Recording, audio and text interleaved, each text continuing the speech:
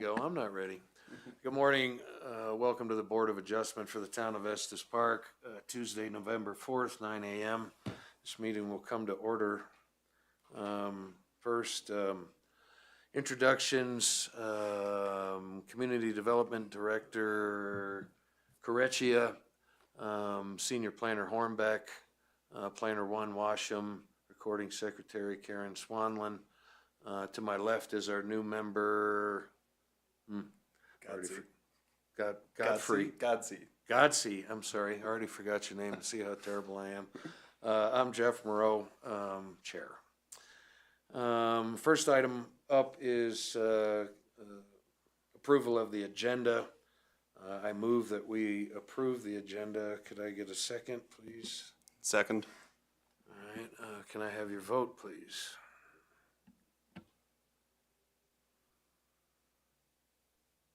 That was unanimous. Next item is the Board of Adjustment minutes from January 7th of 2025. I was the only member in attendance. I move that we have reviewed this minutes from that meeting and that we approve them. Could I get your vote? Oh, vote's not up yet. There we go. That has approved. Next item up is election of officers. We haven't done this in some time. I move that member Godsey is vice chair. Could I get a second? Second. Could I get a vote?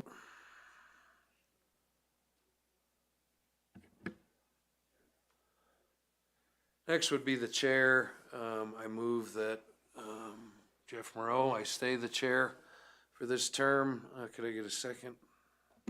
Second. Can I get your vote? Okay, cool. We're working too fast here. I approve. I approve. All right, very good. That was unanimous. Next item is public comment. Is there anyone in the public that would like to make comment on anything that is not on the listed agenda? Seeing none. Our action items today, first one is a building setback for 1454 Narcissus Drive. Planner Washam has put this together and will give us a report. Good morning, Chair and Vice Chair. I'm Kara Washam, Planner 2. I have one item for you today. It's variance request for setbacks for 1454 Narcissus. Keep this going. Oh, here's Bill. Okay. The applicant requests approval of variances to reduce the rear setback along the north property line to allow the construction of a detached garage and along the north and south property lines to bring the existing house and deck into compliance. The property is located approximately 1,800 feet north of Moraine Avenue. The property and all adjacent properties are zoned E1 estate, except the parcel to the south, which is zoned EV E estate in unincorporated Larimer County. The property owner also owns that adjacent property. All the other properties are residential in use and low density. Here's a quick background. The property is located in the Park Entrance Estate subdivision. It contains one single family home that was constructed in 2013. The applicant purchased the property in 2019.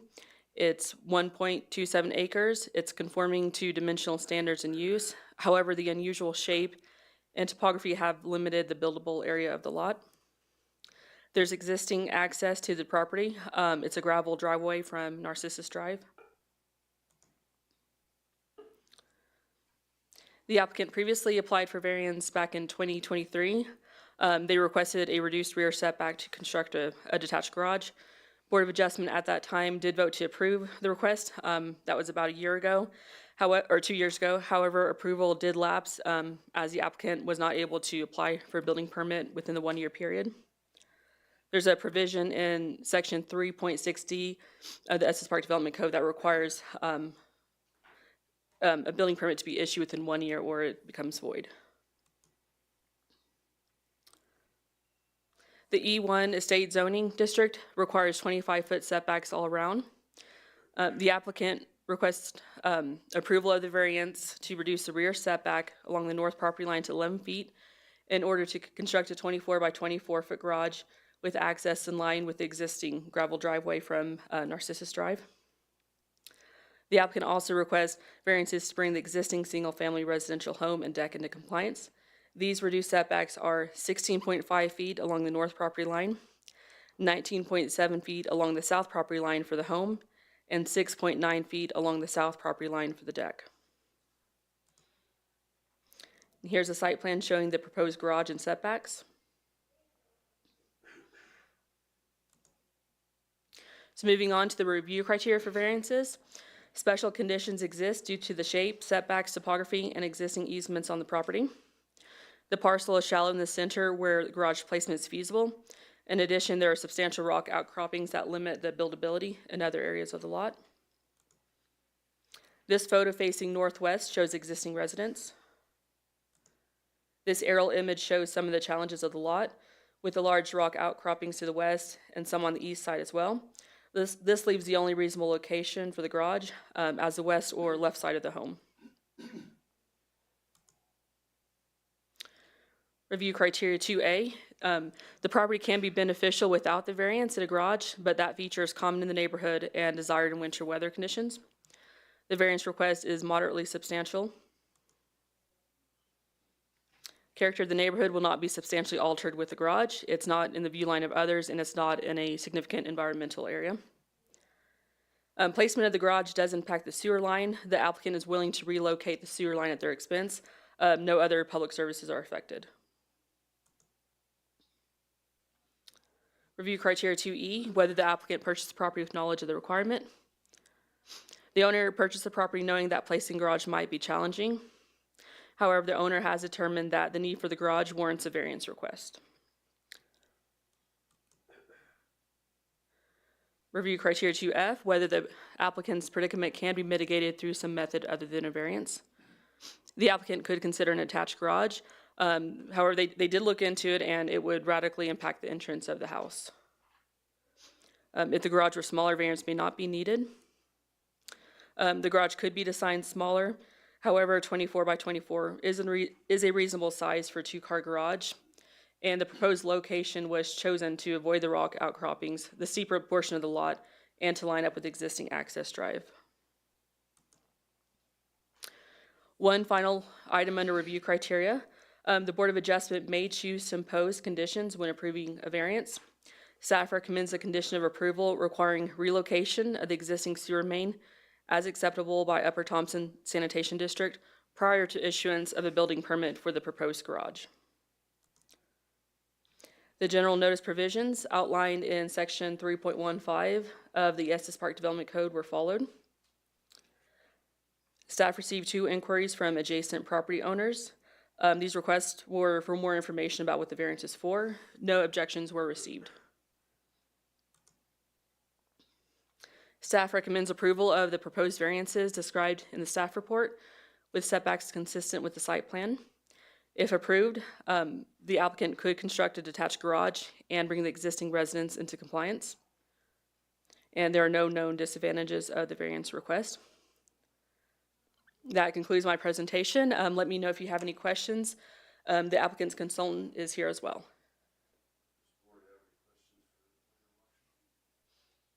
No questions. Okay. I don't have any questions, because I heard it last time.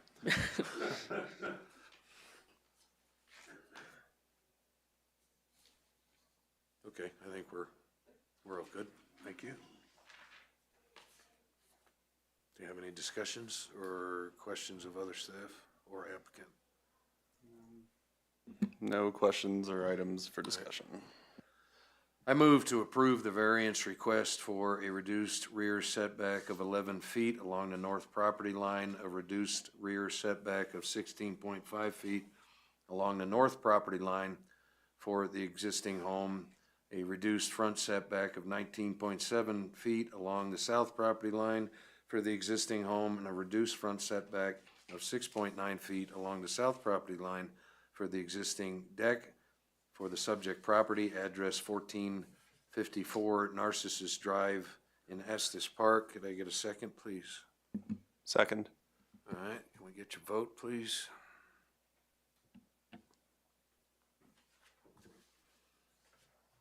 Maybe if we're lucky.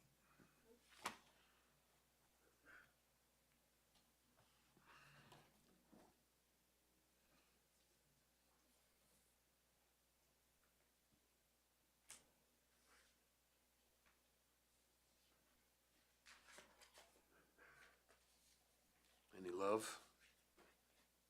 Okay, that passed unanimously.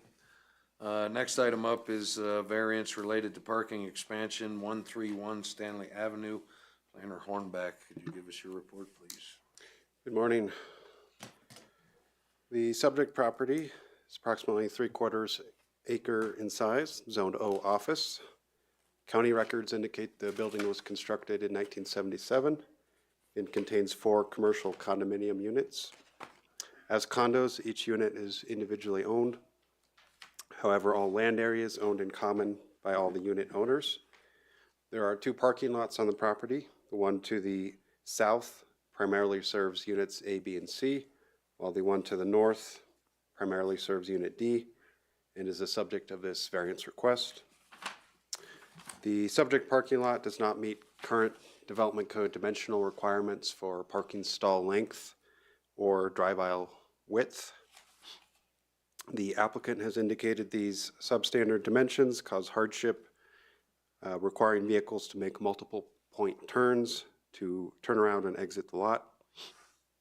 And they state this is further compounded by drivers mistakenly turning on Stanley Avenue and using the parking lot as a turnaround. The proposal is to extend the parking lot 8 feet north. This would provide a 24-foot drive aisle and 19.5-foot parking stall length, both in conformance with development code standards. This would include a concrete block retaining wall with a maximum height of just under 4 feet. It would also entail removing numerous existing trees and planting of new shrubs.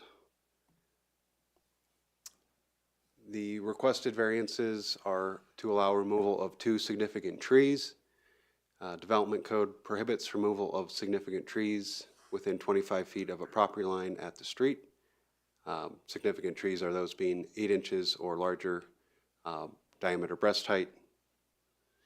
The applicant also requests variance to allow parking lots to encroach in the required planting setback area, which is 25 feet from arterial streets and 15 feet from non-arterial streets. The request is for 5.7 feet from the north arterial property line and 12.1 from the west non-arterial. Proposed shrubs would have an average height of 2 to 4 feet. The development code's requirement of parking lot perimeter landscaping is to provide semi-opaque screening in the winter.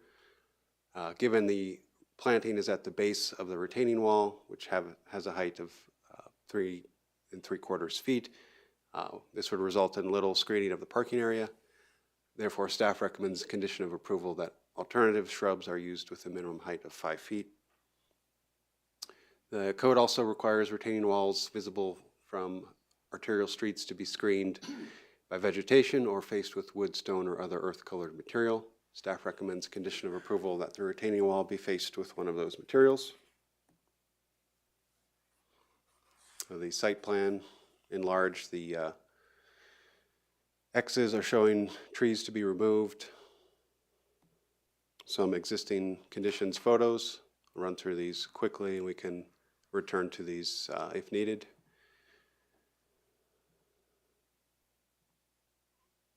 The review criteria. There are special conditions that exist. Substandard parking lot is a special circumstance not common to other properties, and it results in a practical difficulty. The intent of the code is maintained by preserving 3 significant trees. There's also an unusually large amount of space between the edge of pavement and the property line, and the closest point of the new parking lot would be approximately 40 feet from the edge of the roadway. There is beneficial use of the property without the variance. However, there is the hardship due to the size of the parking lot. The variance request is not substantial relative to the existing conditions. Character of the neighborhood would not be substantially altered, provided the trees remain as shown on the plans and planting of new shrubs with adequate height. The applicant indicates he was not aware of the parking lot dimensions when purchasing the property. There is no viable alternative to expanding the parking lot without variances. The circumstances are not common. The design does represent the least deviation in order to meet minimum parking dimensions.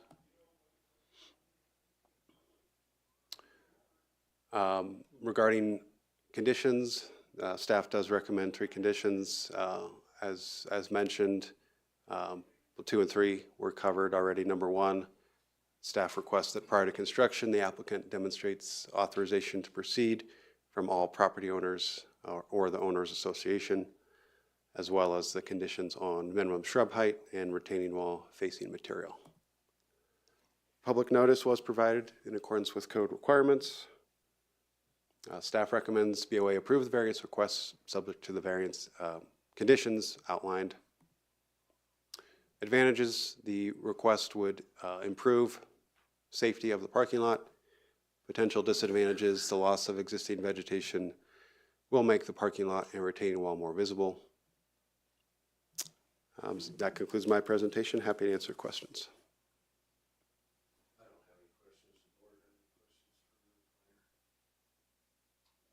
No questions. I have questions for either applicant or applicant's representative. If one of you could come to the podium, give your name, address, and give your name and address, please, also. Hi, Don Darling, I'm the owner. Address is 3434 Unit E, Eagle Cliff Circle Drive. So go ahead. What is your plan for retaining wall material and or veneer? So originally I was going to use those concrete blocks that you can get that are 30 by 30 by 5 foot.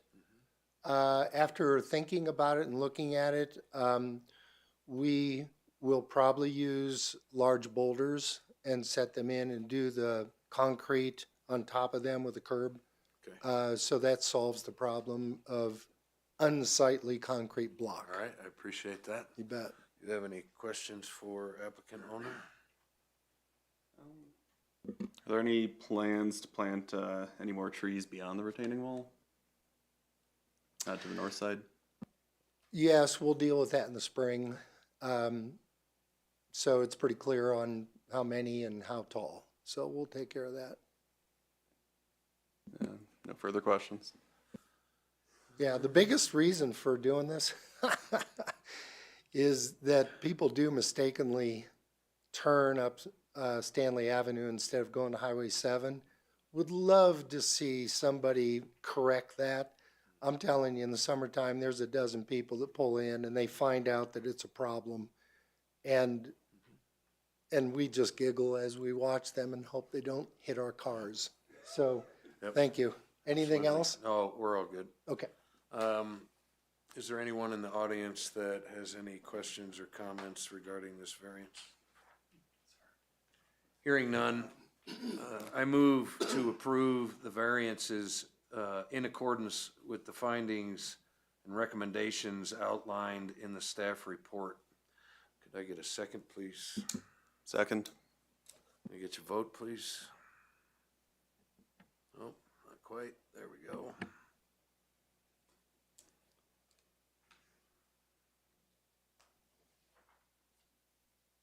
Can't tell if it passed, can you tell? Yes, that was unanimously passed. Congratulations. Next item up is report and discussion items.